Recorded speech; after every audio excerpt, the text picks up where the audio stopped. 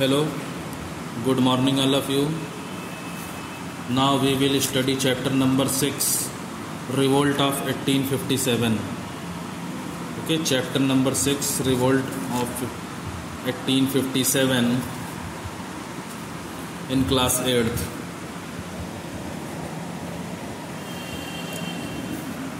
(1857) की क्रांति. ठीक है. By 1857 India had completed 100 years of British rule. 1857 से इंडिया ने ब्रिटिश रूल में ब्रिटिश रूल के 100 years जो हैं वो कंप्लीट हो गए. During this period the Indians were unhappy and resented foreign rule as the British were oppressive and exploitive. इस समय जो इंडियंस थे वो बहुत ज़्यादा नाखुश थे, बहुत ज़्यादा दुखी थे और बहुत ज़्यादा नाराज़ थे विदेशी शासन से, क्योंकि अंग्रेज़ों की जो पॉलिसीज़ थी वो बहुत ही ज़्यादा अत्याचारी थी और वो लोग बहुत शोषण करते थे. ठीक है, परेशान करते थे और अत्याचार करते थे लोगों के ऊपर. The main objective of the British was to drain India's wealth. अंग्रेज़ों का मुख्य लक्ष्य भारत की संपत्ति को बर्बाद करना था, उसको बहाना था. And to exploit its resources to the maximum. और यहाँ पर पाए जाने वाले जो संसाधन हैं उनको उनके सबसे मैक्सिमम पॉइंट तक बर्बाद करना था. There were uprisings in almost every part of the country. बहुत सारी लड़ाइयाँ हुई, यानी लोग खिलाफ खड़े हो गए अंग्रेज़ों के. देश में करीब करीब पूरा देश खड़ा हो गया against the oppressive administrative policies of the company. East India company सबसे पहले ब्रिटिश ईस्ट इंडिया कंपनी के रूप में भारत में आए थे. ठीक है, तो उनकी बहुत ही अत्याचार करने वाली जो प्रशासन से या राजकाज से जुड़े हुए जो नियम कानून थे कंपनी के, उनके खिलाफ बहुत सारी लड़ाइयाँ लगभग पूरे देश में लड़ी गई अंग्रेज़ों के खिलाफ. However most of the popular revolts remains localised. जो सबसे ज़्यादा पॉपुलर रिवोल्ट की लड़ाइयाँ रहीं वो लोकल ही थीं, यानी छोटे छोटे शहरों में जो होती ही थीं वही थीं. Hence their uprisings were unable to shake the foundation of the company's rule. यही वो वजह थी कि ये जो लड़ाइयाँ थीं, ये जो विद्रोह हो रहे थे, अपराइजिंग्स जो हो रही थीं, were unable to shake the foundation of the company's rule. वो कंपनी के शासन को, यानी ईस्ट इंडिया कंपनी के शासन को हिलाने में असफल थीं, इतनी बढ़िया नहीं थीं. द ग्रेट अपराइजिंग ऑफ 1857 की का जो बहुत ही बड़ा विद्रोह था, बहुत बड़ी लड़ाई थी, which started as a resistance movement, जो कि एक रोक देने वाले आंदोलन के रूप में सैनिकों ने शुरू किया था.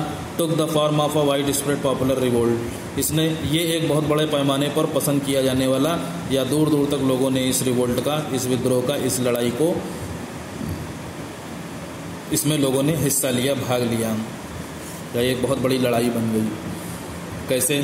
Causes of the revolt. सबसे पहले इस लड़ाई के कारण देखेंगे क्या क्या हैं, रीजंस देखेंगे.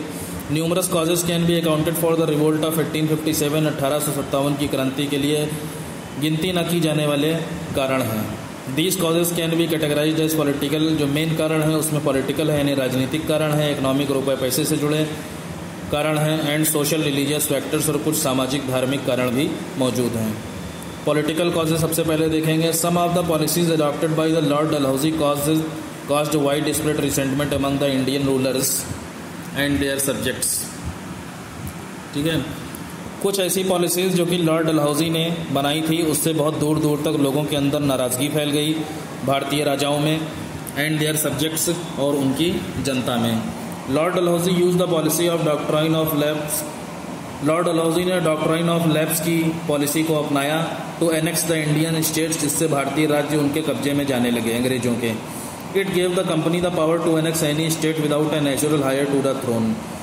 It gave the company, इस पॉलिसी से, डॉक्ट्राइन ऑफ लैप्स पॉलिसी से अंग्रेजों के पास ये पावर आ गई कि किसी भी राज्य को बिना किसी प्राकृतिक उत्तराधिकारी के नहीं है जिसका, उसको अपने कब्जे में ले लेंगे. ठीक है, डॉक्ट्राइन ऑफ लैप्स के हिसाब से जो ब्रिटिश के समय में जो राजा महाराजा थे, उनके अगर कोई उत्तराधिकारी नहीं होता था, यानी उनके बाद राजगद्दी पर अगर बैठने वाला कोई नहीं होता था, तो ऐसे राज्य को कंपनी के हाथ में ले लिया जाएगा. ऐसा डॉक्ट्राइन ऑफ लैप्स पॉलिसी में कहा गया. Lord Dalhousie annex the states of Satara. इस तरीके से लॉर्ड डलहौजी ने सतारा, नागपुर और झांसी जैसे राज्यों को इस पॉलिसी को अप्लाई कर दिया ऐसे राज्यों में. Dalhousie also started interfering in the internal affairs of Indian rulers. भारतीय राजाओं के जो इंटरनल अफेयर्स थे, यानी जो अंदरूनी मामले थे, उसमें भी लॉर्ड डलहौजी ने दखल अंदाजी करना शुरू कर दिया. He annexed Awadh on the ground of poor administration. Lord Dalhousie ने अवध में बहुत ही बेकार प्रशासन राजकाज चलने की वजह से उसको अपने कब्जे में ले लिया। एंड इनकम्पटेंसी ऑफ द नवाब, नवाब भी इनकम्पटेंस यानी बहुत कम्पिटेंट नहीं था, कंपटीशन करने लायक नहीं था कि वो इनसे लड़ाई कर सके, तो उसको कब्जे में ले लिया अवध को। Nawab Wajid Ali Shah was exile to Calcutta. Nawab Wajid Ali Shah जो है वो कलकत्ता में एग्जाइल हो गए, यानी वो गायब हो गए, जिसे आजकल कोलकाता के नाम से जाना जाता है। This outrage the people of Awadh, इससे अवध के लोगों को गुस्सा आ गया। And cause resentment among the Indian soldiers, और भारतीय सैनिक जो कि ब्रिटिश सेना में थे उनमें नाराजगी फैल गई। As most of them work from Awadh, क्योंकि ज़्यादातर जो ईस्ट इंडिया कंपनी में सैनिक थे वो अवध से ही रिलेट करते थे। The people from other parts of the country also became apprehensive after witnessing the fate of Awadh. People from other parts of the country, देश के जो दूसरे हिस्से में लोग रहे थे वो भी बहुत ही ज़्यादा परेशान हो गए after witnessing the fate of Awadh, Awadh के इस दुर्भाग्य को जान करके, जो कि इस बात के सबूत थे, इस जो अवध उस समय झेल रहा था उस बात के वो गवाह थे, वो भी इस बात से बहुत ज़्यादा परेशान हो गए। The last Mughal emperor Bahadur Shah Zafar, also known as Bahadur Shah second, मुगलों का आखिरी सम्राट बहादुर शाह जफर, उसे बहादुर शाह सेकंड के नाम से भी जाना जाता था। Was under the protection of company and received the pension from them, वो कंपनी के प्रोटेक्शन में था और कंपनी उसे पेंशन देती थी। In 1849, Lord Dalhousie announced that the successors of Bahadur Shah Jafar would not be allowed to reside at the Red Fort. 1849 में Lord Dalhousie ने यह अनाउंस किया कि बहादुर शाह जफ़र के जो उत्तराधिकारी यानी उसके जो बेटे बेटियां हैं वो लाल किले में और ज़्यादा रह नहीं सकते हैं, उनको ये आज्ञा जो है नहीं दी उसने। Instead would live near the Qutub Minar, बजाय इसके वो कुतुब मीनार के पास रहेंगे। सब्सिक्वेंटली इन 1856, उसके बाद लगातार 1856 में Lord Canning announce that the successors of Bahadur Shah Zafar would not be allowed to use the titles of the Mughal rulers. Lord Canning जो कि अंग्रेज़ों का ही एक अधिकारी था, उसने ये अनाउंस किया कि बहादुर शाह जफर के जो उत्तराधिकारी हैं उनको मुग़ल बादशाह कहने का जो टाइटल है उसकी आज्ञा नहीं दी, वो भी छीन ली उनसे। द रिवोकेशन ऑफ टाइटल्स, इस तरीके से जो टाइटल्स हटाए जा रहे थे, हट द इंडियन सेंटिमेंट्स, इससे भारतीय भावनाओं को ठेस पहुंची। भारत के जो लोग थे उनकी भावनाओं को बहुत ठेस पहुंची। Apart from this the exclusion of Indians from high positions in civil military and government jobs cause discontentment among the masses. इन सबसे अलग अगर बात करेंगे तो इंडियन जो हाई पोजीशंस में थे सिविल मिलिट्री या गवर्नमेंट जॉब्स में, उनको भी एक्सक्लूशन किया जाने लगा, यानी उनको हटाया जाने लगा। Cause discontentment among the masses, जिससे लोगों के अंदर बहुत नाराजगी फैल गई, लोग गुस्से में आ गए। इकोनॉमिक कॉजेज देखेंगे अब। रुपए पैसे से जुड़े हुए कौन से कारण थे जिससे 1857 की क्रांति हुई। नीचे दिए गए जो आपको रीजन्स हैं वो इसके कारण हैं। ब्रिटिश रेवेन्यू पॉलिसी, अंग्रेज़ों की टैक्स वसूल करने का जो नियम थे वो भी बहुत ख़राब थे, इसकी वजह से भी 1857 की क्रांति हुई 1857 की। The policies adopted by the East India Company led to economic exploitation of India, जो नियम कानून ईस्ट इंडिया कंपनी ने भारत में अडॉप्ट किए या स्वीकार किए, एक्सेप्ट किए, उसकी वजह से रुपए पैसे से जुड़ा हुआ जो एक्सप्लॉयटेशन था, जो लोगों को परेशान करना था भारत में, वो बहुत ही ज़्यादा होने लगा। You have already learn how the land revenue systems introduced by the company caused misery and hardships for the peasants. इस बारे में हम ये पहले ही पढ़ चुके हैं, किस तरीके से ज़मीन से जुड़े हुए टैक्स वसूल करने का जो सिस्टम था जिससे कंपनी ने इंट्रोड्यूस कराया था, वो उसने किस तरीके से किसानों के अंदर बहुत ही ज़्यादा दुख और कठिनाइयों से उनके जीवन को भर दिया। The peasants were exploited by the zamindars, किसानों का जमींदार और कंपनी के अधिकारियों की तरफ से उनके ऊपर बहुत अत्याचार किया जाने लगा। वो entangled them in a vicious circle of debt, जिसकी वजह से जो किसान थे वो कभी न खत्म होने वाले एक कर्जे के सर्किल में फंस गए। विशियस मतलब हमेशा के लिए फंस गए।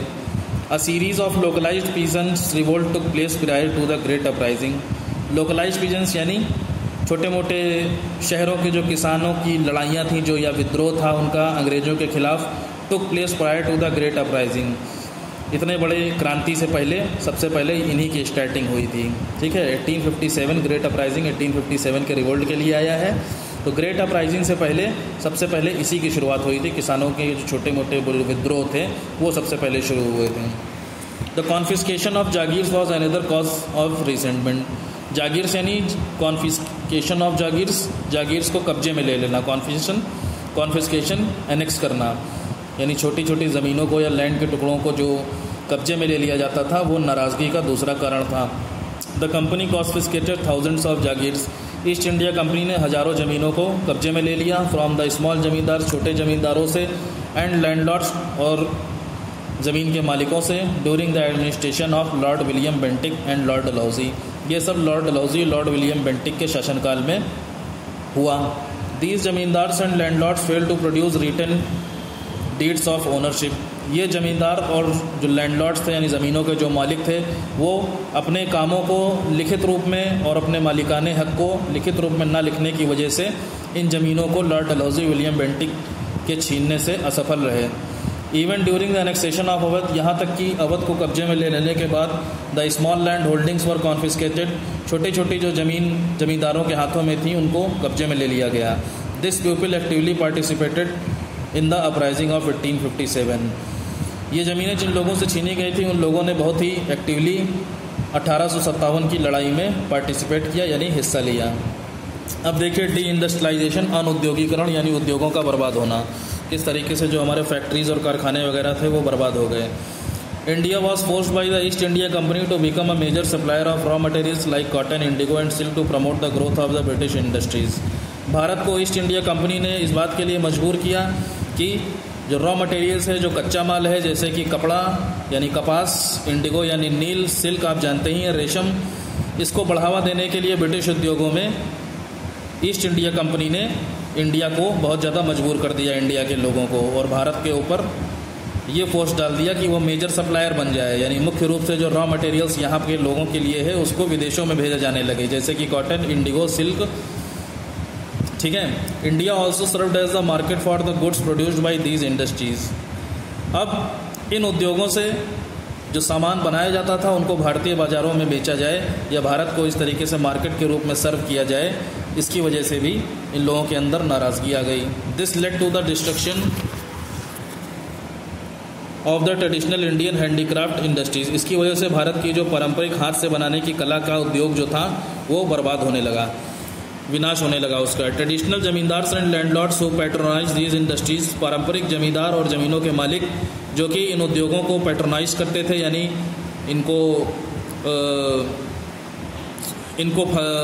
इनकी देखभाल करते थे, were also ruined by the British policies. वो भी अंग्रेज़ों की कानूनों, नियम कानूनों की वजह से बर्बाद हो गए। Thereby leaving thousands of artisans and craftsmen unemployed and resentful, जिसकी वजह से हज़ारों जो कलाकार थे और हाथ से चीज़ों को जो बनाते थे ऐसे लोग बेरोजगार हो गए, यानी उनका काम जो है उनसे छीन लिया गया। एंड रिसेंटफुल, और बहुत ज़्यादा परेशान हो गए, नाराज़ हो गए। These people played a major role during the revolt. विद्रोह के समय या लड़ाई के समय इन लोगों ने मुख्य भूमिका निभाई। सोशल एंड रिलीजियस कॉजेज, सामाजिक और धार्मिक कारण कौन से हैं? Since the early 19th century the British started intervening in the matters of social customs and religious practices of Indians.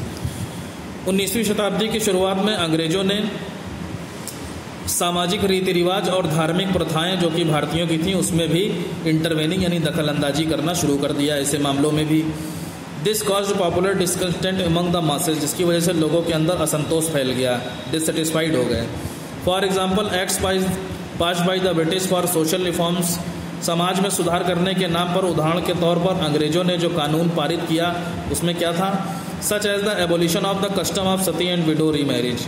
ठीक है, सती प्रथा और विधवा पुनर्विवाह का जो रीति रिवाज था उसको एबॉलिश कर दिया अंग्रेजों ने, ख़त्म करने के लिए कहा। Were seen as undue interference, जिसको भारतीयों ने दखल अंदाजी के रूप में देखा। People considered them a threat to their religion and culture, भारत के लोग अंग्रेजों को अपने धर्म और संस्कृति के लिए खतरा समझने लगे। The activities of some Christian missionaries also created resentment among the people.